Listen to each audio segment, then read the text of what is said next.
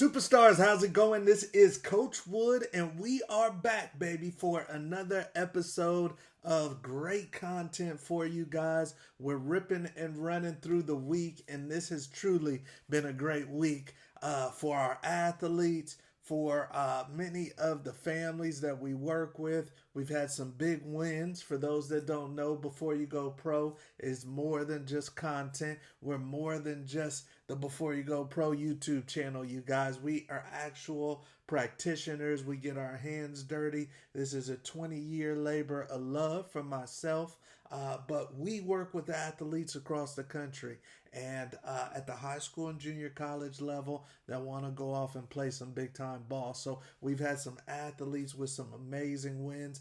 Obviously, the things that they're going through, we always bring back to you guys so you can take it and run with it and learn from it. But today's content is a good one, you guys, and I'm excited to get into it. First, we got to do a little housekeeping. So if you're joining us for the very first time, welcome to the Before You Go Pro channel. If you can't tell, this is a football channel. That's what we do. I'm a football lifer, been around the game since I was born. My grandfather's a Hall of Famer. My dad played some D2 ball, cup of tea in the USFL. So this is where we get after it, you guys. And it's nothing like serving the football players and the families that we do. So if you are a young football player, if you are a parent, a guardian of a football player, a coach, if you're just a fan, please consider hitting that subscribe button so that you can be notified whenever we release new content and that you can help us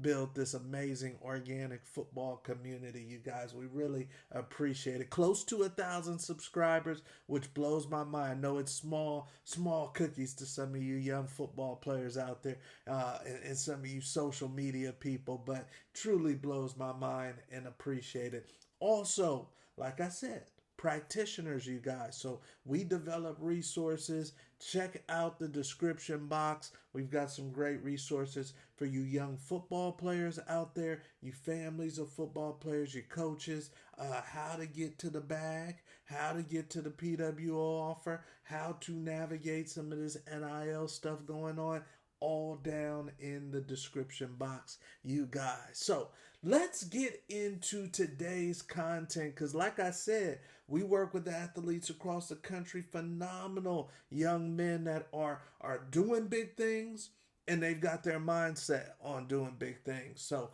more big things. So we work with some amazing young men, future community leaders. That's my guilty pleasure, working with these alpha males, helping them become better people, you guys. But all the kids we talk to, for the most part, 99% of them, 98% of them are looking for an opportunity to play at the highest level. And obviously they want to start with the highest level of college football and then move up to the pros.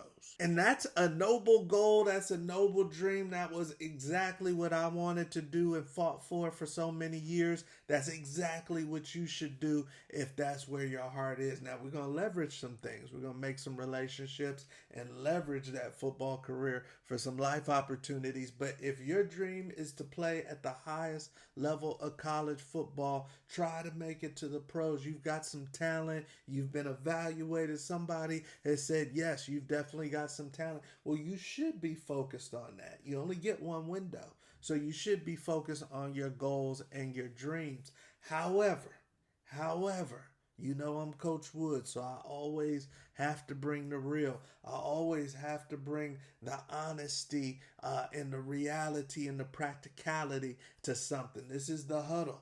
So this is just us. We're in the huddle right here. And one thing that I don't think many athletes are truly prepared for, but you have to grasp it, you have to realize it, you have to act accordingly, is that if you do play at the highest level of this beautiful game, and let's start with college, you have to realize, you guys, this is a what have you done for me lately industry.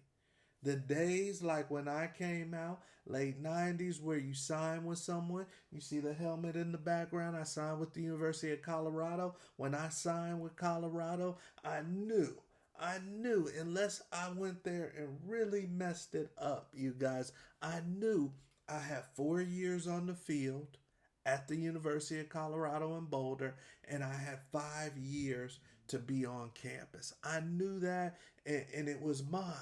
As soon as I signed, I was 17 when I signed, and then I turned 18 before I went off to the University of Colorado. But when I signed at 17, I knew I was good. I knew that most likely nobody was going to try to push me out the program. However, that is a different day and age than today. It is a different day and age than today, you guys. And I don't know if it's the element of the transfer portal. I don't know if it's the element of the NIL money. I don't know if it's the element of the pressure that these coaches are facing. But at the highest level of college football, baby, it is 1 year. It is a 1 year deal. It is a 1 year relationship. Do not get too attached. We always had to worry about our coach leaving. You guys have to worry about the coach leaving, but you also have to worry about if they're trying to get you out the door. You know, we did away with the spring portal because it was just too much chaos. But they're still pushing players out. Check this out. This is a perfect example right here of how some kids are getting railroaded and blindsided. We've talked to a couple of kids. We've got one kid that went through an injury, and now he's feeling like his situation is a little tentative. So these coaches, you guys, are definitely still pushing kids out in the spring, even though there's no spring portal. And what we have to realize also is that we had a major influx in college football coaching changes. A lot of these coaching changes took place late. I believe it was 27 coaching changes at the FBS level. And then, you know, all of the position coaches that go along with that type of head coaching movement. And then I believe it was 27 or 28 FCS programs that had a coaching change, you guys. So we're talking about over 50 D1 programs had coaching changes, and believe me, not all of those coaches feel like they have the players they want on their team. So they're checking things out in the spring. Spring used to be an evaluation period for us too when I was in college football, but it was an evaluation period and the coaches couldn't really do nothing. They had to work with the team that they have. Nowadays, there's still kids in the portal that are available. And then also these coaches are going to maybe pluck a couple of high school kids that kind of fell through the radar. And then also they're going to go to the junior colleges this spring and still pluck a couple of kids. But they are pushing kids out. Everybody's trying to get to 105 with their roster. Some schools are trying to free up money so that they can give it to other money. But this spring was a major evaluation period. So, with that being said, yes, there is definitely still going to be movement over the next 2 to 4 weeks as far as college football rosters. If you are a 2026 with some talent, is not all said and done. And then when it comes to you young athletes that are already on college football programs, you got to play your cards right.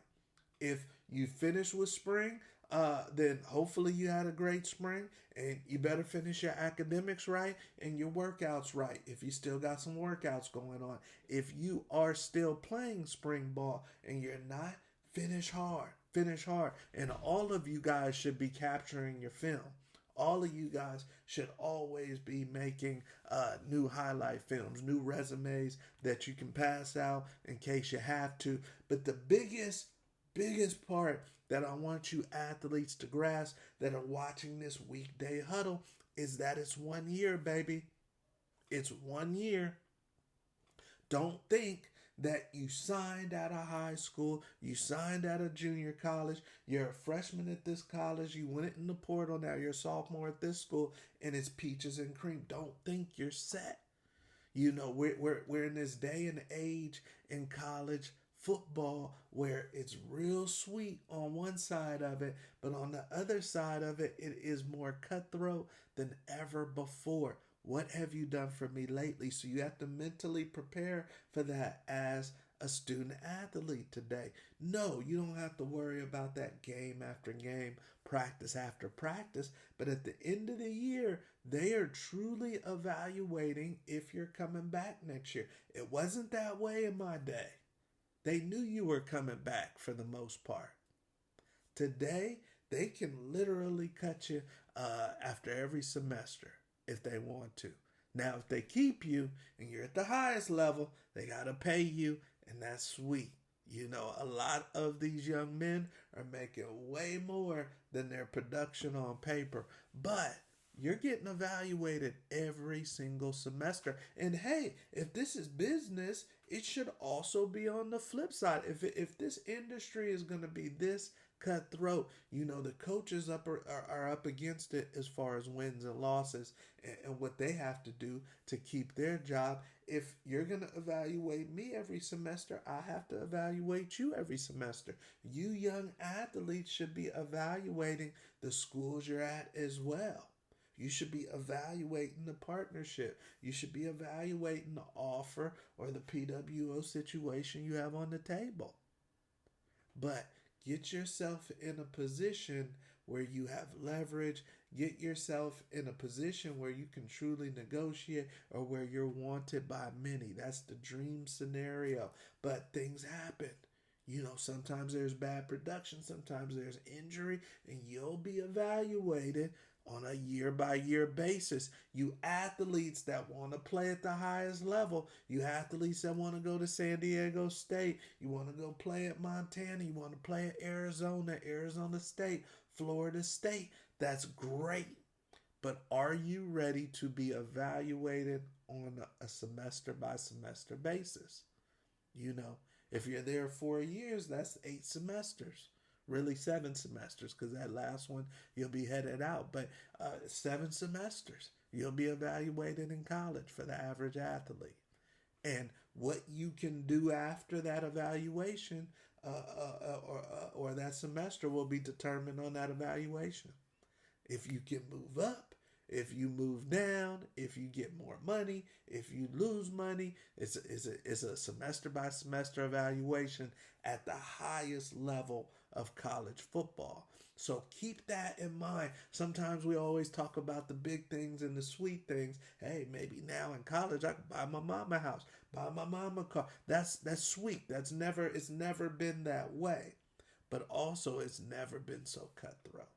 So get yourself mentally prepared. Get your confidence up. Get your self-esteem up. Get ready to be evaluated like a pro. In the NFL, they can cut you anytime. Now, once you reach a certain point, they got to pay you for the rest of that year. But in the NFL, they can cut you anytime. So it is really, what have you done for me lately in the NFL? But college is looking very much the same, you guys. So keep that in mind. We know you guys are ready. We know you guys are getting the off season cranked up so that you can perform and be at the highest level in the fall. And that's what I love about the athletes that we work with at Before You Go Pro. So check out the resources down in the description box, baby. If you haven't tuned into a locker room show, Thursday evening, we bring you more content. We got another amazing guest this week. This one's for the parents. This one's for the parents out there. But hit that subscribe button. I'll see you tomorrow in the Weekday Huddle, and I'll see you at the top. Have a good one.